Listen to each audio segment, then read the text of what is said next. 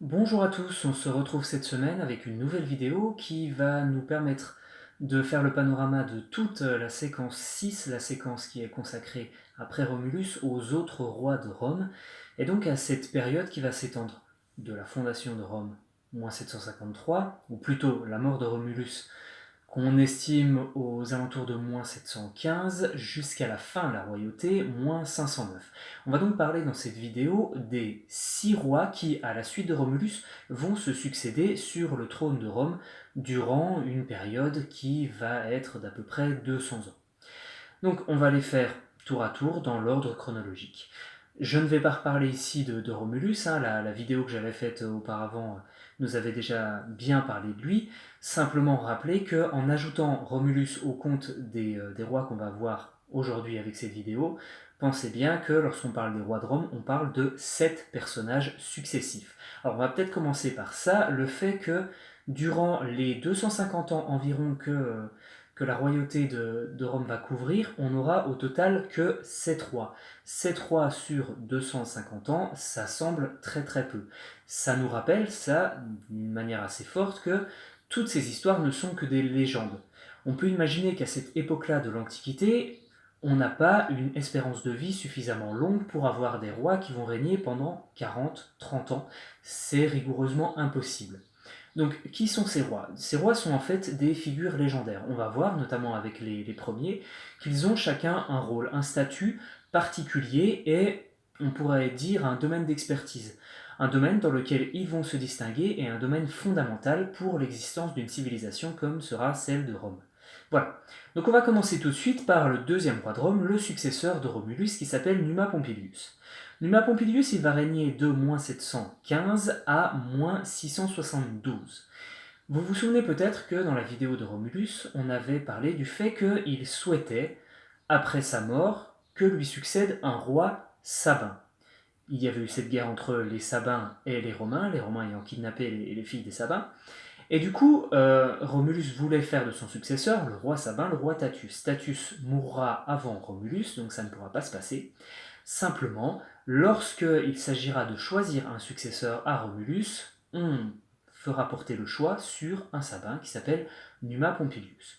Petite parenthèse pour évoquer quand même le mode de sélection du roi. C'est assez confus et on n'a pas toujours les explications sur les raisons qui poussent euh, certains rois à être choisis. On n'a même pas l'explication sur qui les choisit vraiment. Pour certains, ce sera le Sénat qui avait été mis en place sous Romulus, pour d'autres, ce sera simplement le peuple, la volonté du peuple. Et puis, il y en aura deux pour lesquels ce sera un petit peu plus compliqué, mais ce seront les deux derniers, donc on y reviendra un petit peu plus dans le détail. Voilà. Pour Numa Pompilius, ce qu'il y a à dire, c'est que, après le passage de Romulus, qui a été le roi fondateur et qui a été un roi souverain, on a avec Numa Pompilius la figure du religieux, le roi religieux, qui va donc, ce sera l'une de ses principales mesures, ordonner les cultes aux divinités les plus importantes de Rome. Les divinités les plus importantes, on sans doute, ce seront celles qui sont liées à l'histoire romaine, donc bien sûr Mars et Vénus, Mars étant le père de Romulus et Vénus son ancêtre, et puis bien sûr le dieu principal du panthéon romain, à savoir Jupiter. Il a aussi ordonné un culte très très important qui est le culte de Vesta. Vous vous souvenez, hein, Vesta c'est la sœur de Jupiter et elle a un temple bien particulier sur le forum de Rome, un temple qui est rond et qui est le symbole de toute l'existence du territoire romain puisqu'il y a un feu dans ce temple qui est entretenu par les prêtresses de Vesta qui s'appellent les Vestales et on disait que si ce feu s'éteignait, à ce moment-là ce serait la fin de Rome. Voilà, donc là aussi un culte très important, celui de Vesta. Il va aussi, Numa Pompilius, élever les premières fortifications, il va élever une enceinte qui sera assez restreinte, hein, puisqu'il faut bien comprendre qu'à ce moment-là, Rome est une cité vraiment petite, vraiment modeste, et du coup, ces fortifications vont être bientôt beaucoup trop petites et beaucoup trop courtes, et du coup, elles seront agrandies par Servius Tullius, un de ses successeurs dont on reparlera un petit peu plus tard.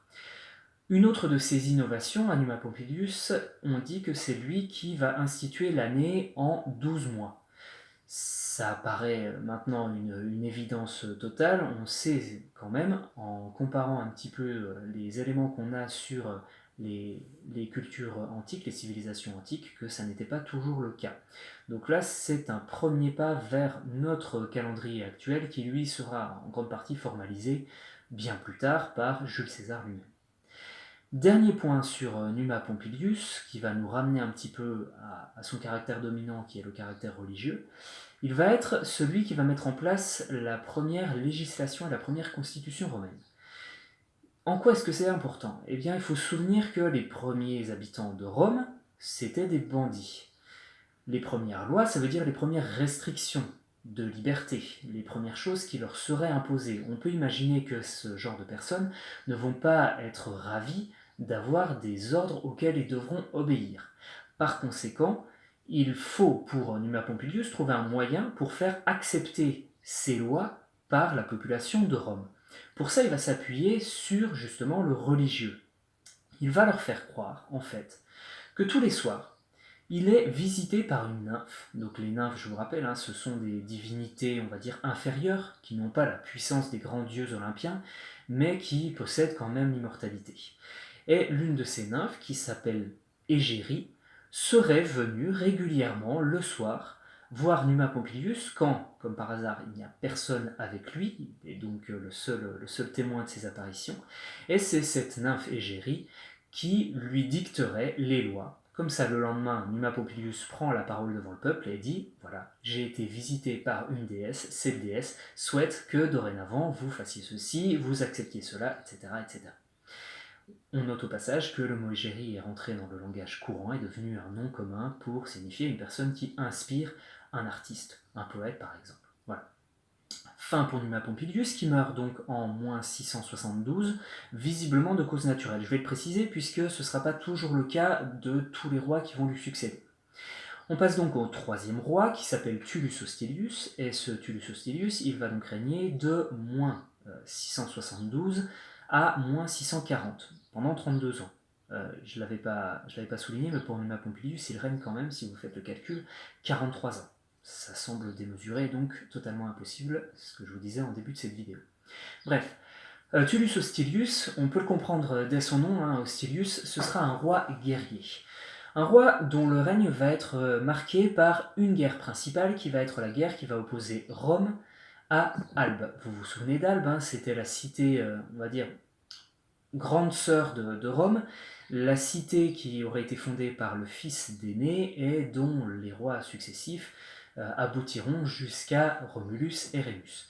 Il y a donc une guerre entre Albe et Rome. Les raisons de cette guerre ne sont jamais véritablement expliquées dans les textes. On peut quand même comprendre en se disant que petit à petit Rome a un territoire et une influence qui grandissent. Albe, qui était la principale cité de cette région, ne voit pas cette prise d'importance de Rome d'un très bon œil et donc, de manière préventive, va déclarer la guerre à Rome. Donc Tullus Hostilius va mener cette guerre, qui va être une guerre très très sanglante, et qui va culminer par un épisode légendaire qui sera le combat des Horaces contre les Curiaces. Il y a donc eu beaucoup de victimes. On décide donc de régler ça dans un simple combat. Un simple combat, mais pas un combat singulier pour autant, puisque devront se battre, de part et d'autre, des triplés.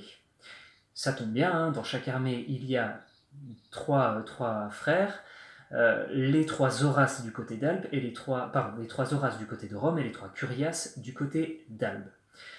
Le combat commence, les 3 Horaces pour Rome contre les 3 Curiaces pour Albe, et le combat tourne très mal pour Rome, puisqu'au bout de quelques minutes, il y a 2 Horaces tués, le 3e est encore complètement indemne, tandis que du côté des Curiaces, les 3 sont encore en vie, mais blessés, et surtout avec des blessures très variées. C'est une blessure grave pour l'un, c'est une blessure importante pour l'autre, quant au dernier, il n'est blessé que très légèrement. À ce moment-là, le dernier Horace se trouve face à 3 ennemis. Qu'est-ce qu'il décide de faire ? Il décide de fuir. Sous les huées à la fois des Albins qui sont sur le point de gagner, mais qui trouvent ça très lâche, et bien sûr sous les huées des Romains qui sont dégoûtés de voir leur champion se conduire de cette manière-là. Sauf que ce n'est pas de la lâcheté de la part d'Horace. il s'est suffisamment éloigné de ses adversaires pour pouvoir, au bout d'un moment, se retourner. Et puisque les Curiaces sont tous blessés à des degrés différents, ils vont tous venir l'affronter, mais pas en même temps. C'est-à-dire qu'il affronte d'abord le premier Curiace, qui n'est blessé que très légèrement, et Horace a le temps de le tuer avant que le deuxième arrive. Le deuxième arrive, il est blessé de manière plus importante, Horace va réussir à le tuer. Et quand il se retrouve face au dernier, eh bien, c'est un combat très très déséquilibré. Horace qui est en plus exalté par sa victoire contre les deux Curiaces précédents, qui est en presque pleine forme, face à l'autre qui est blessé de manière, j'avais dit, très grave, eh bien Horace va réussir à tuer le dernier Curiace et donc à gagner cette bataille et la guerre pour Rome. L'histoire ne s'arrête pas là, puisqu'il est bien sûr porté en triomphe par tous les Romains et ramené chez lui. Auparavant, il avait fait une chose qui se faisait dans les civilisations antiques, c'est-à-dire qu'il avait dépouillé les cadavres de ses ennemis de leurs vêtements. Et il revient avec les vêtements et les armures de ses ennemis. Sauf que sa sœur, Horatia, était fiancée à l'un des Curiaces. Et lorsqu'elle voit revenir son frère avec les... alors, j'allais dire la dépouille de son fiancé, c'est pas véritablement la dépouille, mais en tout cas elle comprend, au vu de ses vêtements, qu'il est mort, eh bien elle fond en larmes. Que fait Horace? Il comprend qu'elle pleure, non pas pour ses frères, mais pour un ennemi, et donc il la tue. Ouais, c'est assez dur comme manière de faire. Et c'est tellement dur que la population de Rome qui était jusque-là en train de porter en triomphe Horace va être horrifiée de ce crime, va le juger sur le champ et va le condamner à mort pour un crime aussi affreux. À ce moment-là, le père d'Horace, qui a vu mourir trois de ses enfants lors des quelques heures qui viennent de précéder, prend la parole devant le tribunal en disant « C'est le dernier fils qui me reste, j'ai tout sacrifié à Rome, offrez-moi cette seule récompense que de le laisser en vie. » Et donc les juges vont être touchés, vont changer la peine d'Horace, la commuer de la peine de mort jusqu'à l'exil, et donc il pourra rester en vie, mais à l'extérieur de Rome. Bref, à la suite de cette histoire, eh bien, les Romains peuvent s'emparer du territoire d'Albi. Ils ne vont pas le faire directement. Tullus Hostilius va laisser aux Albins leur propre territoire, va laisser le roi albin qui s'appelle Fufetius sur le trône, à une condition qu'ils deviennent leurs alliés et qu'ils leur portent secours dans n'importe quelle circonstance. Bon, ça ne va pas durer bien longtemps, puisque Rome va entrer en guerre contre une autre cité voisine, va appeler à l'aide les Albins, et les Albins, lorsqu'ils arrivent, plutôt que de porter assistance aux Romains, ils vont rester en place là où ils sont, et vont regarder les combats. Tullus Hostilius comprend que c'est un acte de trahison et va réussir à tourner ça à son avantage, puisqu'il va s'adresser aux chefs des ennemis en leur disant « Vous voyez, là les Albins qui sont là-bas, en fait, ils attendent simplement mon signal pour venir au combat. À ce moment-là, vous vous trouverez encerclés, et donc vous n'avez plus aucune chance. » Les ennemis vont donc capituler, alors qu'il n'y avait pas vraiment de danger pour eux. Rome va l'emporter, et Tullus Hostilius va faire arrêter Fufetius et va le faire écarteler. Bon, écarteler, vous savez, hein, c'est lorsqu'on attache les 4 membres d'une personne à 4 chevaux qu'on va faire partir dans des directions différentes jusqu'à ce que le corps soit entièrement démembré. C'est quelque chose qui se fait assez peu chez les Romains, mais on a là un exemple assez primitif de ce châtiment assez terrible. Bon, mort de Tullus Hostilius en moins 640, va lui succéder un roi qui s'appelle Ancus Martius, ou Ancus Marcius, avec un T ou avec un C, hein, les deux sont acceptés, qui lui va régner pendant 24 ans, un petit peu moins que les autres, jusqu'en moins 616. C'est un roi qui sera un roi bâtisseur, et un roi sabin. Je ne l'avais pas dit, mais Tullus Hostilius est un roi latin. Donc on a bien cette alternance entre les Romains et les Sabins à la tête de Rome. C'est un Sabin, donc Ancus Martius, et c'est même le petit-fils de Numa Pompilius, le deuxième roi de Rome. Lui, ce sera un roi bâtisseur. Alors, bâtisseur dans tous les sens du terme, c'est-à-dire qu'il va conforter tout ce qui a été fait par ses prédécesseurs. Il va continuer les conquêtes de Tullus Hostilius et de Romulus auparavant. Il va conquérir la région de Rome qu'on appelle le Latium. Il va agrandir l'enceinte de Rome en y intégrant une autre colline en plus des 7 qui existaient déjà, une colline qui était jusque-là à l'extérieur qui s'appelle le Janicule. Et puis, donc là, on est dans la continuité de son grand-père, Numa Pompilius. Et puis, quand je disais un roi bâtisseur, il va construire le pont Sublicius qui justement permet de joindre le Janicule à la ville en enjambant le Tibre. Donc ça permet d'agrandir le territoire de Rome. Et puis c'est lui aussi qui va décider de la construction d'une cité qui sera très importante dans le développement de Rome, qui est la cité d'Ostie, qui est le port de la ville de Rome. Et ce port qui débouche, lui, directement sur la mer et non pas juste sur le Tibre, comme c'était le cas pour Rome, va permettre à Rome de commercer et donc de s'enrichir. C'est-à-dire que, en plus des conquêtes de territoire par le biais militaire, on va aussi avoir une prise d'influence sur un territoire de plus en plus important par l'économie et par le commerce. Donc ça aussi, c'est très important. Simplement, ce Ancus Martius, par rapport aux autres, n'a pas d'anecdotes véritablement importantes qui lui sont associées. Donc c'est un règne calme, un règne très prospère pour Rome, et la seule chose qui est véritablement marquante du point de vue personnel, c'est finalement ce qui va se passer à sa mort. Puisque Ancus Martius avait 2 fils. Ces 2 fils, pour les éduquer, il va faire appel à un étranger. Un étranger qui vient d'un territoire extérieur au Latium, une région qui est au nord, qui s'appelle l'Étrurie.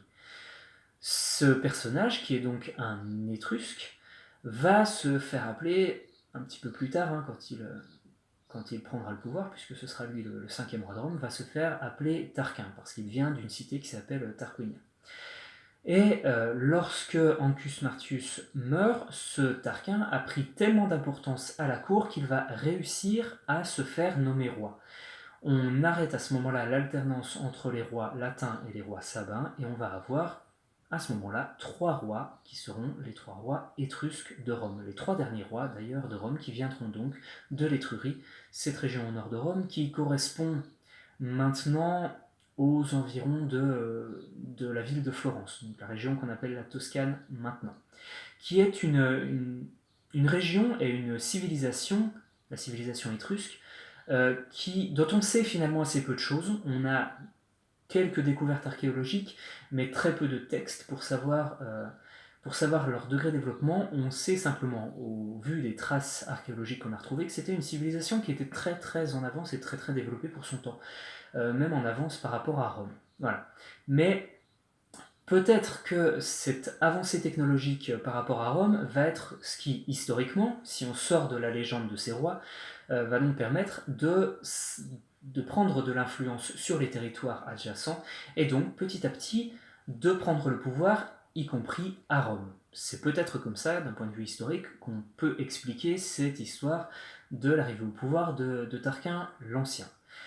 Je précise qu'on va le surnommer Tarquin l'Ancien pour le distinguer du dernier roi de Rome qui lui aura un autre surnom mais qui s'appellera lui aussi Tarquin. Bref, Tarquin l'Ancien va lui régner de -516 à -579. C'est presque 40 ans de règne, 37 ans. C'est donc le premier roi étrusque, ça je l'ai déjà dit. Et aux côtés de Tarquin l'Ancien, il faut tout de suite souligner le rôle de son épouse qui s'appelle Tanaquil. Il faut le souligner parce que c'est assez rare dans ces temps reculés de l'histoire romaine qu'une femme ait une importance du point de vue du gouvernement.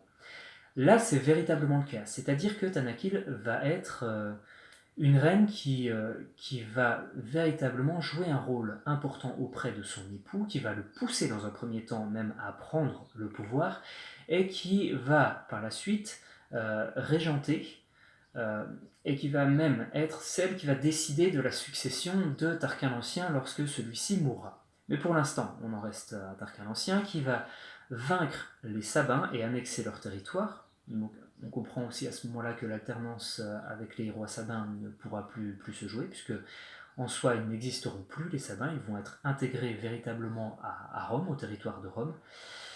Et puis, Tarquin l'Ancien va finir par mourir, par être assassiné, et c'est à ce moment-là que Tanaquil va se révéler une grande stratège politique. Elle sait que si on laisse au peuple ou même au Sénat le pouvoir de décider du prochain roi, eh bien ce pouvoir échappera à leur sphère d'influence et échappera aux Étrusques. Ce qu'elle va faire, c'est qu'elle va cacher à tout le monde l'assassinat de Tarquin. elle va prendre la parole devant le peuple pour dire il y a eu une tentative d'assassinat, une tentative de meurtre pour tuer mon époux, mais cette tentative a échoué. Simplement, Tarquin est blessé, il ne peut pas paraître devant vous en ce moment, il va se rétablir, les médecins sont tout près de lui, et en attendant, celui qui va mener la politique de Rome, c'est un homme en qui Tarquin a toute confiance, qui s'appelle Servius Tullius. Servius Tullius est à la fois l'homme de confiance des Tarquins, mais aussi leur gendre. Il est arrivé dans l'entourage du roi en étant... Alors déjà, il s'appelle Servius. Servius, ça veut dire un ancien... C'est proche de Servus, qui signifie l'esclave. Il était le fils d'une esclave au service de la famille des Tarquins. Et puis, il est devenu le précepteur des enfants de Tarquin. C'est-à-dire qu'il va remplir le même rôle que Tarquin avait rempli, lui, auparavant, auprès des enfants d'Ancus Martius. Autant dire qu'il connaît très très bien les rouages du pouvoir, il est très très bien connu par Tarquin et par Tanaquil, qui lui font toute confiance. Donc, il prend en main les destinées de Rome en moins 578, et une fois que le peuple s'est rendu compte que Servius était un très bon roi, et bien à ce moment-là, Tanaquil va reprendre la parole pour dire ça y est, en fait, c'est fini, Tarquin l'Ancien est mort. Maintenant que tout le monde est satisfait de ce qu'a pu faire Servius Tullius au pouvoir, eh bien, je vous propose de laisser Servius Tullius au pouvoir, ce qui ne va poser aucun problème, puisque c'est un excellent roi. Un excellent roi qui va régner pendant 43 ans, jusqu'en moins 535, pardon.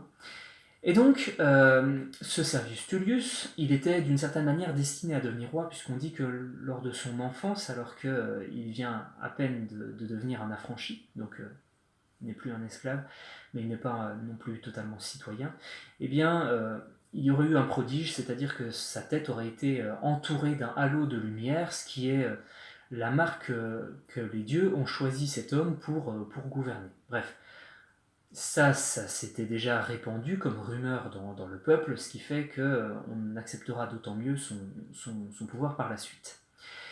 Il va être un très bon roi, je vous l'ai dit, il va agrandir la ville, il va agrandir les fortifications de Rome, ces remparts de Servius Tullius, cette enceinte de Servius Tullius va être un territoire de référence pour Rome qui va rester pendant très très longtemps, ce sera véritablement le centre-ville de Rome. Il va rédiger donc la première constitution, puisque celle de Numa Pompilius n'était pas une vraie constitution, c'était un ensemble de lois, mais ça ne régissait pas la politique de Rome. Et donc, il va également réformer l'armée, mettre en place un système d'armée qu'on verra peut-être l'an prochain, avec les cohortes, les manipules, etc. Ce qui va garantir une efficacité beaucoup plus grande de l'armée romaine, et donc permettre les victoires qui vont suivre, puisque j'en parle pas à chaque fois, mais Rome est de manière constante en guerre. Ils sont toujours en guerre contre leurs voisins, soit pour se défendre, soit pour agrandir leur territoire. Mais voilà, Rome, en tant que fille de Mars, ne peut s'en sortir que par la guerre. Et ce Servius Tullius, bien qu'il ait régné 43 ans, bien qu'il soit sans doute très très vieux, ne veut pas mourir.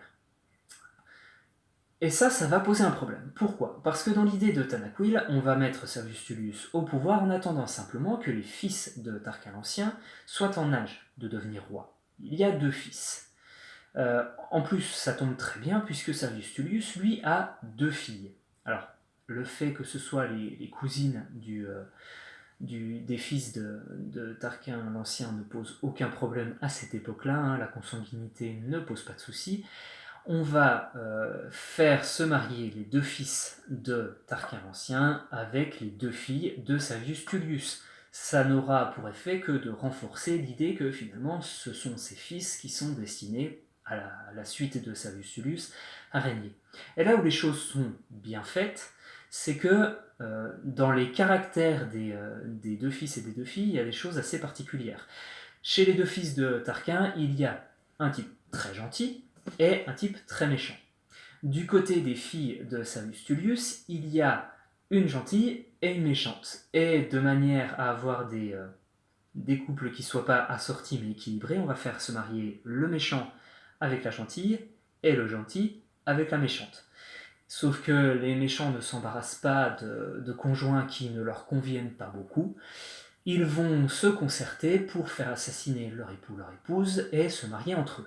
Donc, il ne reste plus qu'un fils de Tarquin, qui s'appelle lui-même Tarquin, avec l'une des filles de Servius Tullius, mais Servius Tullius, bien que très vieux, je l'ai dit tout à l'heure, ne veut pas mourir. Donc, qu'est-ce qu'il faut faire pour enfin arriver au pouvoir? Eh bien, il faut le tuer, il faut se débarrasser de lui. Il faut se débarrasser de celui qui a été notre précepteur durant l'enfance. Ne faites pas ça par la suite, ne tuez pas votre professeur. Et même se débarrasser de son propre père. Ils vont s'entendre comploter pour assassiner Servius Tullius. Tarquin va poignarder Servius Tullius dans son propre palais, le poignarder à mort, mais la blessure n'est pas mortelle tout de suite. Servius Tullius va avoir la force, le temps de se traîner à l'agonie hors du palais en rampant. Et alors qu'il est en train de ramper sur la chaussée juste devant le palais, à ce moment-là arrive sa fille montée sur un char qui attend le moment pour arriver au bras de son époux et se faire couronner reine à son tour. Et lorsqu'elle voit le corps de son père au beau milieu de la route, qu'est-ce qu'elle fait? Elle lui roule dessus, elle le fait piétiner par ses chevaux, et du coup, c'est le coup de grâce pour le père. Servius Tullius est mort, le roi est mort, vive le roi, on couronne, allez savoir pourquoi au vu de cet assassinat odieux, on va quand même couronner Tarquin qui va régner sous un autre surnom bien sûr, puisque il ne faut pas le confondre avec son père Tarquin l'Ancien, et il va donc s'appeler Tarquin le Superbe. Bon, faut expliquer Tarquin le Superbe. Superbe pour nous c'est quelque chose de très très amélioratif, très très positif comme adjectif. Simplement, superbus en latin, ça ne veut absolument pas dire il est magnifique, il est beau, tout ce qu'on veut. Non, superbus, la superbe, c'est la fierté, l'orgueil. C'est quelque chose de très négatif. À ce moment-là, on est empreint d'une philosophie qui est assez proche de la philosophie grecque, Médénagan, c'est une expression grecque qui veut dire jamais trop. Le fait de se considérer comme beaucoup plus valeureux, beaucoup plus vertueux que ce qu'on est, c'est un grand péché. Donc le fait de le surnommer Tarquin le Superbe, c'est quelque chose de très négatif. Et là, on touche à quelque chose d'assez inédit. C'est-à-dire que on va avoir un roi qui sera un mauvais roi. C'est le premier des 7. Et il faut qu'il y ait un mauvais roi, puisqu'il faut justifier le fait qu'à la suite du règne de Tarquin le Superbe, on abandonne la monarchie pour venir à un autre système politique qui sera la République. Donc Tarquin le Superbe va incarner tout ce qu'un monarque ne doit pas être. Il mettra en avant toutes les valeurs du mauvais roi, dont l'expulsion sera totalement justifiée et qui justifiera également le fait que le terme de roi, rex en latin, deviendra un mot tabou, un mot que l'on ne voudra jamais entendre. Le meilleur exemple de cette horreur des Romains pour le terme de roi, c'est l'assassinat de Jules César. Jules César, quand il est assassiné en moins 44, la justification de cet assassinat, ce qui va convaincre beaucoup des sénateurs qui vont participer au complot qui le tuera de participer à ça, ce sera le fait qu'on disait que Jules César voulait se faire couronner roi. Et ça, pour un Romain attaché à un autre système politique qui sera la République, eh bien c'est quelque chose d'odieux qu'il ne faut pas tolérer, et ce sera le rôle d'un bon Romain que d'empêcher quelqu'un de devenir roi. Donc voilà, Servius Tullius est mort, Tarquin le Superbe lui succède de moins 535 à moins 509, ce sera le seul roi qui quittera le pouvoir par autre chose que sa mort. Donc Tarquin le Superbe est un roi guerrier qui va passer son temps à attaquer les cités voisines pour agrandir le territoire de Rome. Il fait la guerre à gauche, il fait la guerre à droite, il fait la guerre contre Véies, il fait la guerre contre tout un tas d'autres cités, et notamment une des cités qui va le mieux lui résister, ce sera la cité de Gabii. Cette cité, il va essayer de la prendre par la force, il ne va pas réussir. Bon, il va abandonner l'idée. Simplement, Tarquin le Superbe possède, c'est un peu bizarre. Tarquin le Superbe a 3 fils. L'aîné s'appelle Sextus Tarquin. Ce Sextus est un type très fier, comme l'est son père. Et ne pouvant pas obtenir de son père la confirmation que c'est lui qui lui succéderait sur le trône, Sextus Tarquin va se disputer de manière très très très violente avec son père, Tarquin le Superbe, et va finir par claquer la porte du palais, partir. Et partir où? Eh bien partir chez les ennemis de son père. Partir à Gabii, en disant « je connais tous les plans et toutes les forces des Romains, donc je suis le mieux placé pour être à la tête de vos armées et vous défendre contre une autre occasion que saisirait Rome de vous attaquer. » Petit à petit, l'influence de ce Sextus Tarquin va grandir à Gabii jusqu'à ce qu'il arrive à une position très très proche du roi, qui va lui permettre de faire assassiner tour à tour tous les autres lieutenants du roi, tous les autres hommes d'importance du royaume, jusqu'à tuer le roi lui-même. Et une fois qu'il est le seul homme au pouvoir, qu'est-ce qu'il fait? Eh bien, il envoie un émissaire à son père en lui disant « Voilà, j'ai réglé le problème, mon cher père, tu peux d'ores et déjà revenir à Gabii et t'emparer de la ville, sans même sortir ton armée. » Tout ça n'était qu'un plan concerté au départ entre le père et le fils pour s'emparer de cette cité de Gabii. Ça nous montre quand même qu'en plus d'être belliqueux, donc d'aimer la guerre, ils sont particulièrement tordus, retors dans cette famille. Et ça se confirmera par la suite, puisque Tarquin le Superbe va être très très jaloux de son règne et va se débarrasser à Rome même de tous ceux qu'il suspecte de vouloir prendre sa place. Il va faire assassiner notamment des gens de sa propre famille, des cousins, qui sont pour lui trop proches du pouvoir. En revanche, bien sûr, il ne va pas s'attaquer à ses propres fils, puisque l'un d'eux doit lui succéder par la suite. Je dis bien l'un d'eux, ils ne peuvent pas régner à plusieurs, sinon ça ne cause que des problèmes. La mythologie le rappelle sans cesse. Simplement, je l'ai dit, il a 3 fils. Bon, l'un est encore trop jeune pour pouvoir prétendre à quoi que ce soit, mais les 2 autres seraient déjà en âge de lui succéder. Et il y a de plus en plus de querelles entre les deux pour savoir lequel va régner après le père. Il ne prend pas parti en se disant « si jamais je décide d'en favoriser un, eh bien l'autre m'en voudra et pourra s'attaquer soit à moi, soit à son frère par jalousie. » Donc il ne prend pas parti et il ne désigne pas de successeur. Simplement les 2 fils s'impatientent de plus en plus. Et ils vont décider, pour savoir celui qui est destiné à succéder à son père, eh bien poser la question directement aux dieux. Pour ça, on va jusqu'en Grèce, à Delphes, dans le sanctuaire d'Apollon, qui est le dieu devin, le dieu qui va donner des prophéties sur l'avenir, et poser la question, lequel de nous deux est destiné à succéder au roi? Lequel de nous deux prendra le pouvoir après Tarquin le Superbe? Et de manière à ce qu'il y ait un arbitre impartial, un témoin de ce qui aura été dit par Apollon, eh bien, ils décident d'emmener l'un de leurs cousins. Un cousin qui s'appelle Brutus. Brutus, alors je reparlerai du Brutus que vous connaissez, qui est lié lui plutôt à César. C'est l'un de ses ancêtres d'ailleurs, là, celui dont il est question maintenant. Ce Brutus ne s'appelle pas Brutus à la base. On ne sait pas trop s'il avait un autre cognomène, un autre surnom, il s'appelle Lucius Junius. Son nom de famille c'est Junius. Et il se fait surnommer Brutus, non pas sur sa volonté, on peut le comprendre, puisque Brutus, ça signifie abruti. C'est quelque chose là aussi de très péjoratif. Pourquoi est-ce qu'il se fait surnommer comme ça? Tout simplement parce que, ayant vu son grand frère être assassiné sur les ordres du roi, il comprend qu'il n'y a qu'une seule chose qui peut le sauver, c'est le fait que on n'estime pas que lui soit une menace. Et pour que personne ne le craigne, eh bien, il se fait passer pour un idiot. Et donc il a cette réputation de bêtise. Ce qui va permettre aux 2 frères de l'emmener avec eux jusqu'en Grèce, puisque ce type-là est tellement bête qu'il ne pourra que répéter les paroles de l'oracle, il n'inventera pas autre chose. Pour montrer que tout ça n'est qu'une apparence, pour le prouver aux dieux, il part avec une offrande pour Apollon, qui est une baguette en or, mais une baguette en or qui est entourée d'écorce, d'une écorce assez rude, et quand il apporte ça jusqu'aux dieux, les 2 frères se marrent en disant « mais qu'est-ce qu'il est bête, qu'est-ce qu'un dieu va faire d'une pauvre branche ?» C'est un symbole, bien sûr, symbole de ce qu'il est lui-même, puisque lui-même, à l'intérieur, est un type très intelligent, qui n'attend qu'une seule chose, c'est de pouvoir renverser le pouvoir tyrannique de son oncle et de ses cousins.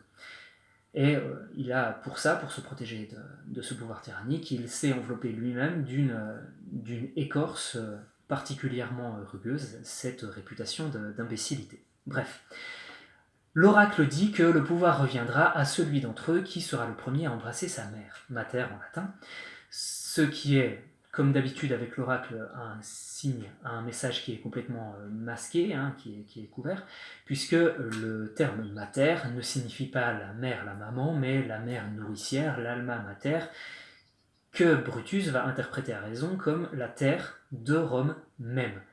Et donc cette terre de Rome, sitôt que le bateau qui les ramène de Grèce en Italie accoste, les deux frères se précipitent pour embrasser leur mère, tandis que Brutus prend tout son temps pour descendre, sauf qu'il trébuche alors qu'il est sur le point de mettre le pied à terre, et en trébuchant, ses lèvres vont toucher le sol de Rome, et du coup, en faisant ça, il embrasse sa mater, et donc il réalise la prophétie qui fera de lui le prochain chef, et pas roi, hein, puisqu'il va abolir la monarchie, le prochain chef de Rome.